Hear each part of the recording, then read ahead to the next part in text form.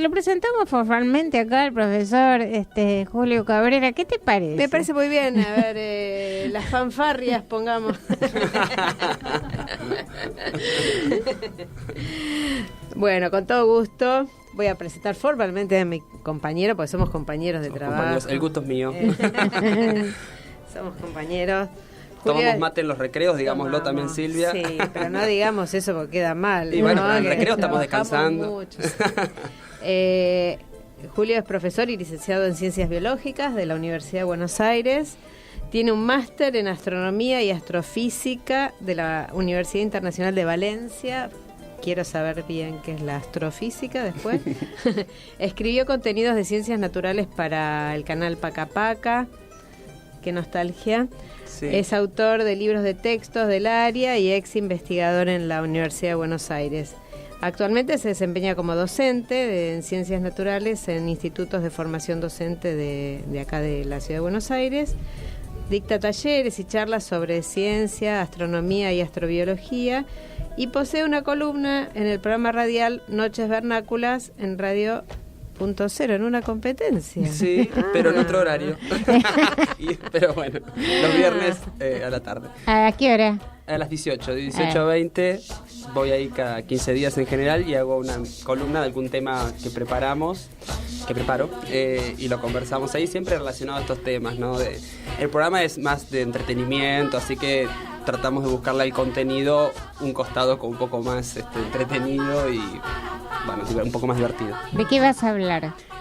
Voy a hablar, vamos a charlar un poco para poner a discusión, ¿no? De esto que estuvimos conversando en un punto que es edúquennos, ¿no? Y edúquennos con sentido. Queremos que tenga algún sentido lo que aprendemos. Y yo puedo contar algo de lo que yo vengo transitando ahí en el área de naturales para la formación docente. Lo dejamos con puntos suspensivos hasta después de la tanda y volvemos en unos minutos acá en Sintonía Educar con nuestro invitado Julio Cabrera. Así que bueno, Silvita y Julio, los micrófonos son para ustedes. Gracias. Bueno, no, me parecía que estaba bueno retomar un poco de lo que veníamos conversando, ¿no? A raíz de el tema ESI me parece que pone mucho en juego de todo lo que podemos hablar ahora, ¿no? En relación a las ciencias naturales. Esta que es una demanda educativa, ¿no? De los chicos y de la comunidad de edúquennos con sentido, ¿no? Que uno le pueda encontrar algún sentido a lo que está aprendiendo.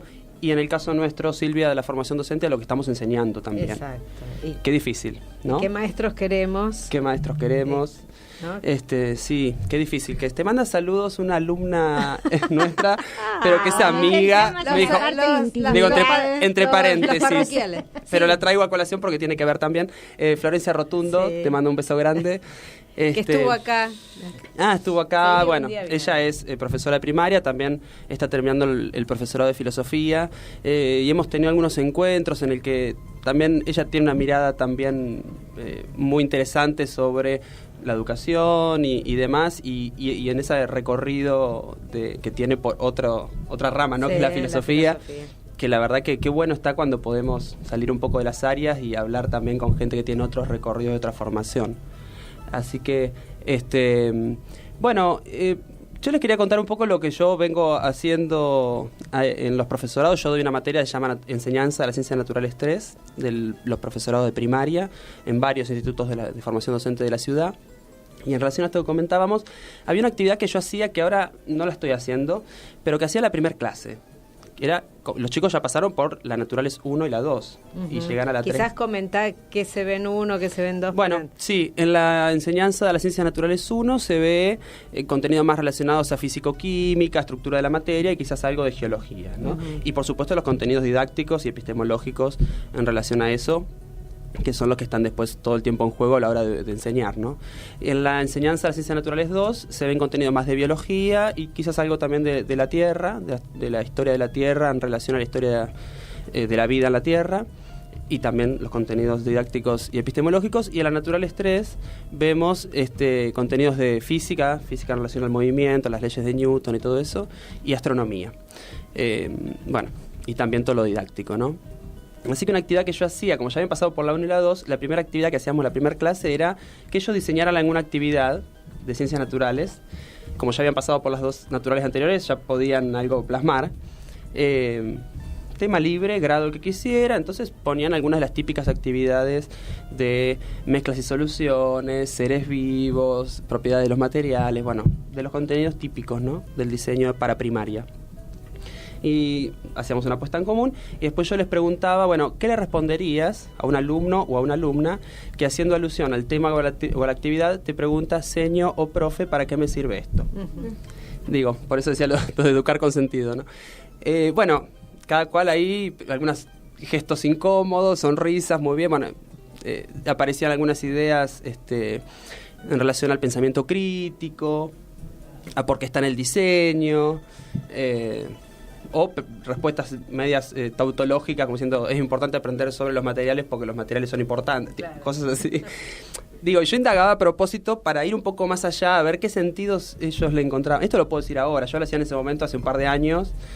Yo también recién empezaba ahí en esa área. Y eso me hacía ruido porque también me daba cuenta que yo tampoco sabía muy bien cómo ayudarlos y qué sentidos tenían por esos contenidos. ¿Por qué esos contenidos estaban ahí? ¿Por qué había que enseñarlos? ¿Quién los puso ahí?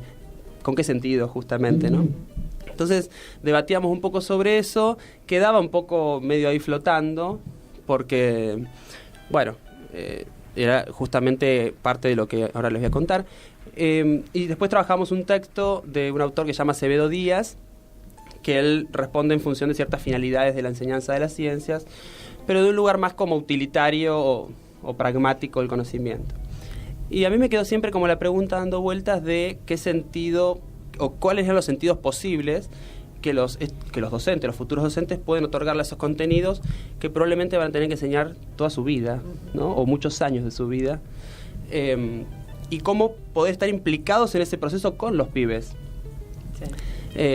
Ese me parece que era un poco el desafío.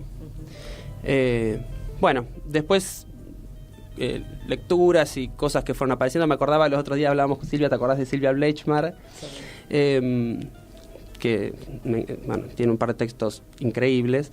Y me acordaba algo que ella siempre decía, el Estado delega en sus docentes la formación de subjetividad de las futuras generaciones. Algo así. Sí. Y nosotros también en el área natural les decimos... Pequeña responsabilidad. Nada más y nada menos. Que sabemos que además hay otras formas de producción de subjetividad, no hablábamos hoy de los medios y demás. Claro, sí, claro. O sea, ¿cuál es la especificidad ahora también del docente y de la escuela ahora? Claro. Bueno, y a raíz de eso, siempre me quedó esto boyando, ¿no? De qué significa esto de producción de subjetividad en el área de las ciencias naturales, de la enseñanza de las ciencias naturales, que está históricamente siempre más orientada a enseñar ciencias. Claro. ¿Cuánto de eso tiene que ver con la construcción de subjetividad? Claro. Todo esto en el marco de una persona que tampoco tiene una formación formal en eso, todo es más autodidacta lo que fui haciendo y leyendo, ¿no? Pero me parecía que había que indagar por ahí. Y es parte de lo que vengo haciendo y que seguiré haciendo seguramente muchos años más. Después en el camino aparecieron esto que un poco conversamos la vez pasada, algunos textos de los estudios descoloniales y demás, que es muy interesante porque interpela el lugar de la modernidad y el lugar, por supuesto, que ocupa la ciencia moderna, claro, en ese contexto. Tal cual. Así que... Ahora, mientras te escuchaba, estaba pensando, ¿hubo docentes en tu historia que fueron los que quizás, o hubo alguno en particular que te marcó en esta decisión de dedicarte a formar docentes? ¿Hubo alguno que haya tenido algo que ver en eso o sí, no? Por ahí en la facultad, cuando hice las materias más de didáctica específica, ahí, digamos, en general en las materias pedagógicas que tuve en el profesorado, que hice yo ahí en la facultad, me abrieron bastante la cabeza, ¿no? Porque la formación era muy científica, dura, digamos. Entonces ahí me empecé a entrar más en contacto con, textos más sociales o de psicología, o de algunos que nos daban ahí para leer, algunos profesores que tuve ahí. Tuve a Flavia Terigi, por ejemplo, y después también especialistas del área de la didáctica de las ciencias, que ahí como empecé a abrir un poco el abanico. Y después, con la práctica, todo también lo que vas poniendo en juego, cuánto de lo que uno aprendió se pone en tensión ahí y hay que transformar algo también. Después colegas, hablábamos la vez pasada de Esteban Dikovsky también, trabajamos juntos y uno aprende también con otros haciendo, ¿no? Claro. Poniendo a discutir las planificaciones con otros. Tal cual. ¿Y la carrera de biología, cómo llegó a tu vida? ¿Cómo llegó a mi vida? Siempre me gustó de chico, muy curioso con las cosas de la naturaleza. En casa, yo soy de Bragado, Ajá. provincia de Buenos Aires, y allá había teníamos una pileta que la seguimos teniendo, y en invierno se pudría toda y siempre la dejábamos con agua, no sé por qué, en vez de vaciarla, supongo para que no se secara la superficie, ¿no? Y esa agua estancada, un día mi tía, que le mando un beso, creo que nos está escuchando, me regaló un microscopio. Ajá. Yo era chico, tendría 10, 12 años. Y entonces yo me la pasaba juntando muestras del agua, mirándola, encontraba los parameses, toda esa cosa, me volvía loco. Uh-huh. Era la época también yo egresé en el 2001, y era la época del boom del genoma humano, de toda la cuestión de la biología molecular, la biotecnología. Todo el tiempo salían noticias, todo el tiempo yo las leía. Uh-huh. Incluso les escribía cartas a los investigadores que salían ahí. Algunos después los tuve de profesor en la facultad. Pero agarraba, me buscaba, no me acuerdo los teléfonos o las direcciones, o le mandaba a la facultad y le escribía una carta diciendo qué me recomendaban estudiar, de lo que a mí me interesaba. Claro. La curiosidad. Me haces acordar de una entrevista que tuve una vez con Alejandro Blain, que él está en la Asociación Argentina de Astronomía, el director. Y yo le pregunté en esa entrevista por qué él había elegido esa carrera para desarrollar. Y entonces él me decía que solía, no recuerdo ahora la localidad, pero que solía ir a pescar con su papá en las noches de verano. Y entonces veía el cielo muy estrellado y se quedaba impactado con esos cielos, ¿no? Sí. Y eso lo decidió a estudiar astronomía. Así que estas semillas, ¿no? De niño que hacen que uno finalmente termine eligiendo algunas carreras. No todo el mundo, pero esta oportunidad, ¿no? Sí, Alejandro, nosotros siempre hacemos la salida didáctica nuestra en la materia, es al observatorio. Divino. Porque todo el mundo conoce el planetario, pero el observatorio no tanto que en general los estudiantes lo hayan visitado. Está en Parque Centenario, acá en la ciudad de Buenos Aires, para quienes quieran visitarlo. Sí, y nosotros, vamos, nos recibe siempre Alejandro, nos da una charla, nos muestra algunos simuladores del cielo con la pantalla, y después nos muestran un poco el telescopio arriba, cómo funciona, nos cuentan, y después nos dan una invitación para ir a observar algún fin de semana, algún objeto del cielo. Así que sí, está buena esa salida también.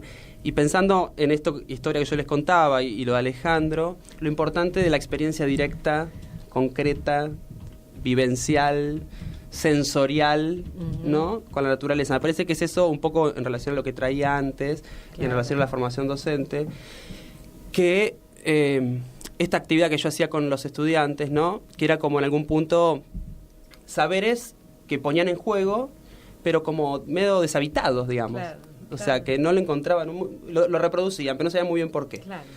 Entonces, pensando en eso, ¿no? El tipo de formación que históricamente en general todos tuvimos, y el tipo de formación que por ahí incluso seguimos ofreciendo, tan como intelectual o poco crítica en relación incluso a los contenidos y a las prácticas. Discúlpame, porque yo lo que estaba pensando ahora mientras decías esto, los chicos que van a las escuelas, por lo menos Ciudad de Buenos Aires, en relación a los niños, el niño que fuiste vos, son niños que tienen otro contacto con la naturaleza, o no tienen contacto, o no lo tienen, sino a través de pantallas, ¿no? Sí. O material exclusivamente audiovisual.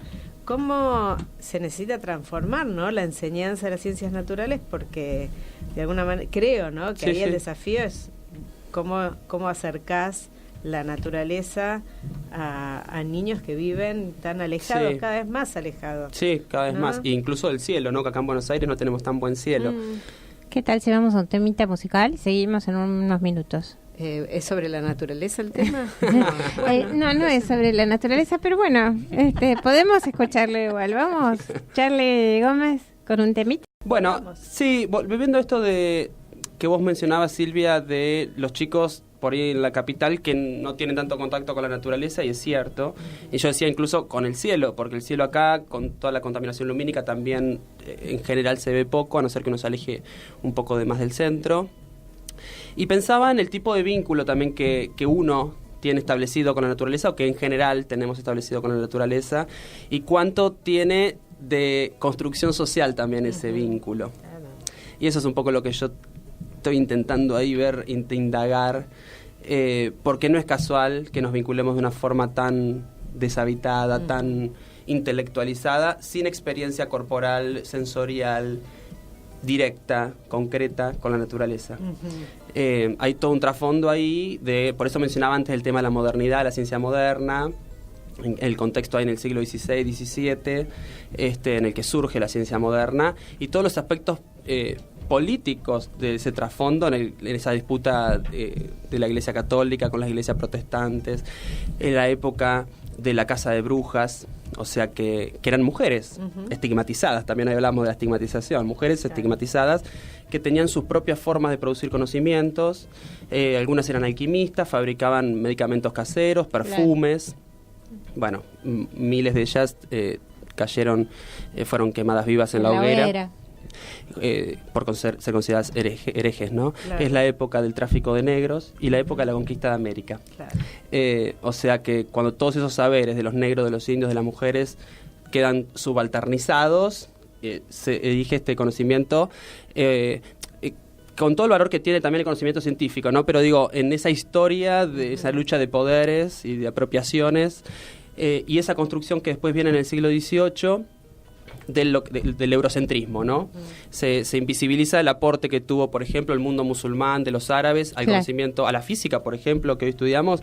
Muchos aportes de lo que después retoma Galileo y Newton fueron aportados por filósofos naturales árabes. Mirá vos. Ni hablar de todas las ventajas comparativas económicas y culturales que les dio haber accedido a los recursos naturales de acá de nuestra América. Y demás, ¿no? Así que también está bueno indagar en la historia y ver eso, ¿no?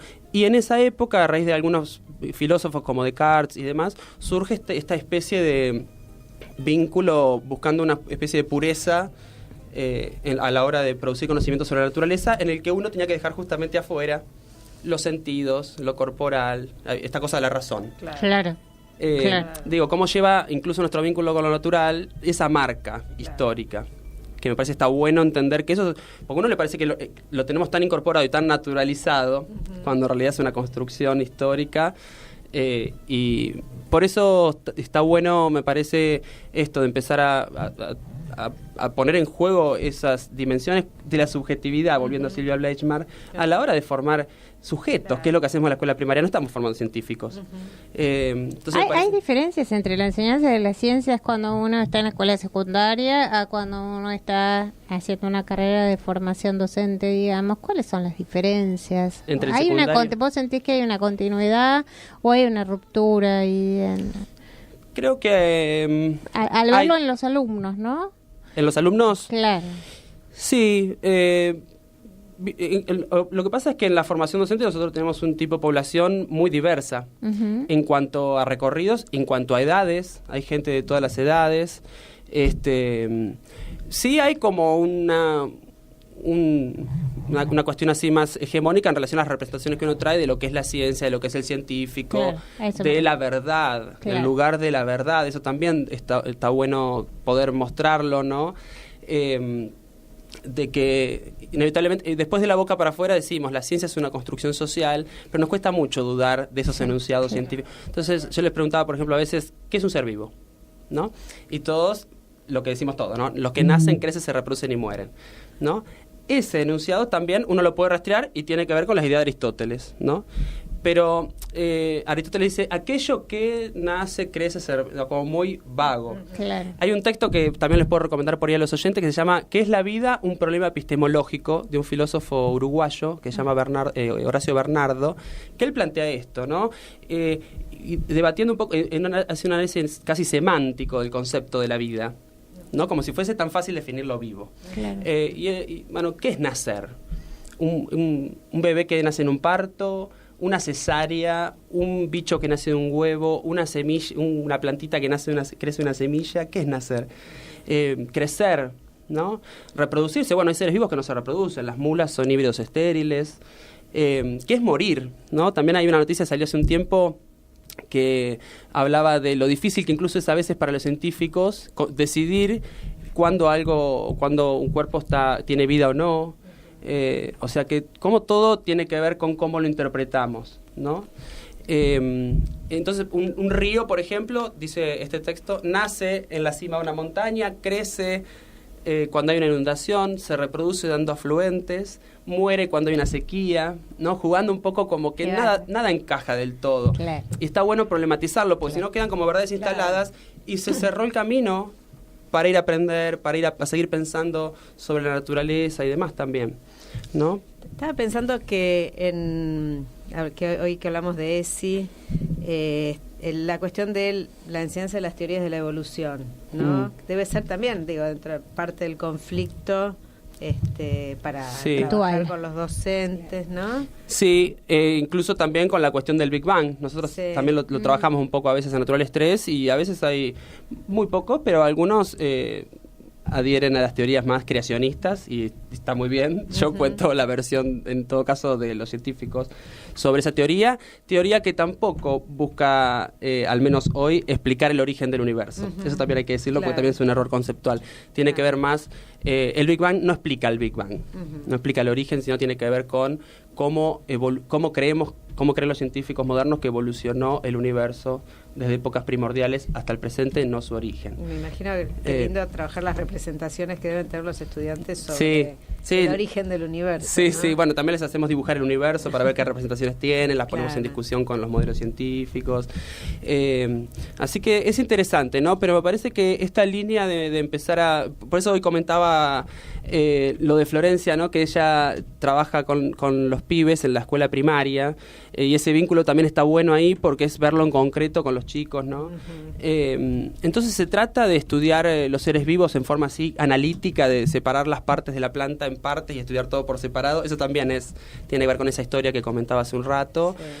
Y ella, por ejemplo, llevó a la gente del mini zoo, que llevaron algunos bichos, tipo una culebra, unas palomas, cosas, y los chicos los tocaban, o sea, se acercaban, los miraban. Actividades más corporales en el vínculo con la naturaleza, porque nos permite también pensar en un vínculo diferente con lo natural, un vínculo incluso ético. Seguro. Con lo natural, con los recursos naturales, por ejemplo, con los seres vivos. Y los impactos que tienen la industrialización. Claro. ¿No? Incluso los sistemas económicos respecto de los recursos naturales. Claro. ¿no? Para todo esto, Silvia, tenemos que abrir un poco las disciplinas. Claro.